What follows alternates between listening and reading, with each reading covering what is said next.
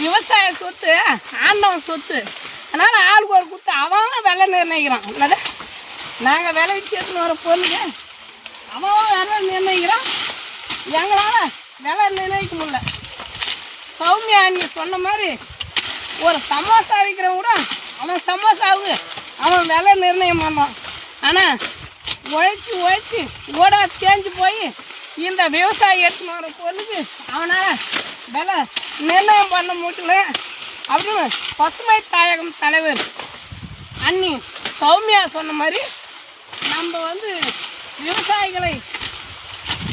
விவசாயிகளின் உழைப்பில் தான் அந்த கவர்மெண்ட் எல்லாமே இந்த உலகமே இயங்குதுங்க. மற்ற தொழில் நலிவடைஞ்சா கூட இந்த உலகம் உயிர்ப்போடு இருக்கும். ஆனால் இந்த விவசாயம் இல்லாத போயிடுச்சுன்னா இந்த உலகம் இயங்காது. இதை தான் நம்ம ஒரு வீடியோலையும் சொல்கிறோம். ஆனால் ஏற்றுக்கிற மாதிரி தெரியல இந்த உலகம். செவடங்காதில் சங்குவன மாதிரி இருக்குங்க இந்த உலகம். நம்ம அதிகமாக பொடியாரி போயிடுது. இல்லை நம்ம 2 பேர் இடத்துக்கு மென போயிடும். பொடியாரி போயிடுது. இதெல்லாம் 2 தாங்க போட்டோம். இதெல்லாம் 2 போட்டால் தான் லாபம் ஒன்றா போட முடியாது. இப்படிதான் வச்சு இப்படிதான் தினமும் எங்களுடைய நாங்கள் என்ன வேலை செய்யணுமோ அதை வீடியோ எடுத்து போட்டோம்.